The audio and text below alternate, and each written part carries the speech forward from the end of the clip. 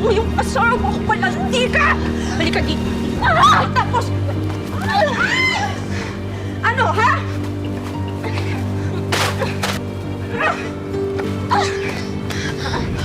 Sinabi ng asawa ko, malandi ka! Emma, tama na! Susunod na! Tama na! Tama na! Patayin na kita! Tama na! Ipatayin mo! Kapit! Malandi! Wala ako! Demonyo! Di ako natatakot sa'yo! Talaga ka, ha? Gusto mo ba? Ano? Gusto mo ba? Ano? Hoy! Hoy ka! Gusto mo ba? Sige! Hindi kita atusan! Hindi kita atusan!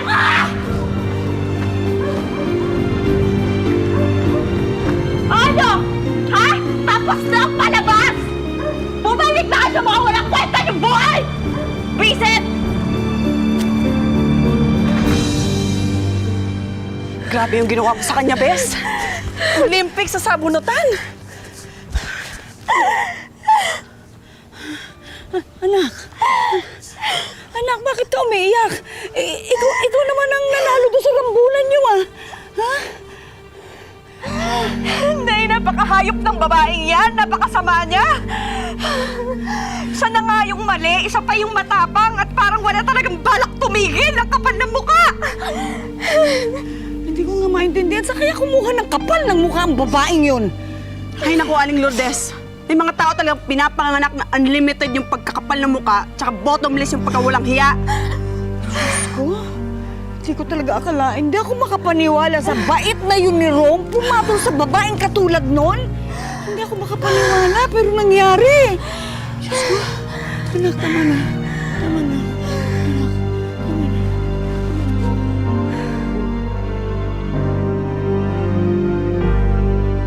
Ano? May video si Emma at si Georgia. Sarado na yung aking social media account kaya hindi ko nakikita eh. Trending ka ngayon sa mga crew namin. Bro, kilala nila si Emma. Kung ako sa'yo, huwag mo na panoorin ang video, pare. Maapektuhan ka lang. Ano ba nangyayari dito kay Emma? Basta bro, ha? Huwag yun ang pag-awayan yan. Baka kayo pang next mag-viral. Basta pag-uwi ni Emma mamaya, ha? Kalma, unawa at pasensya. Kalma, unawa, pasensya.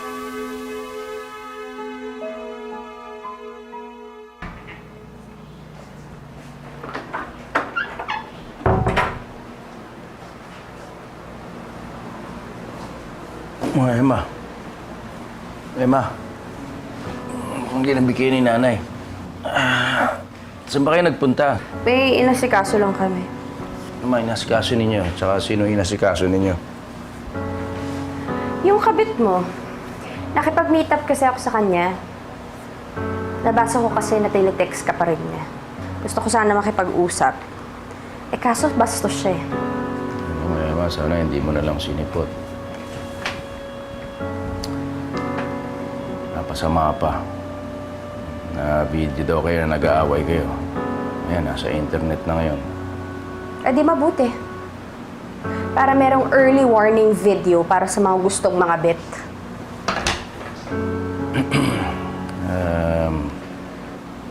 Sorry, Emma, huwag na tayo mag-aaway. Naalala ko lang yung anak natin, si Austin. Baka nakita niya yun. Si Austin ba talaga ang iniisip mo?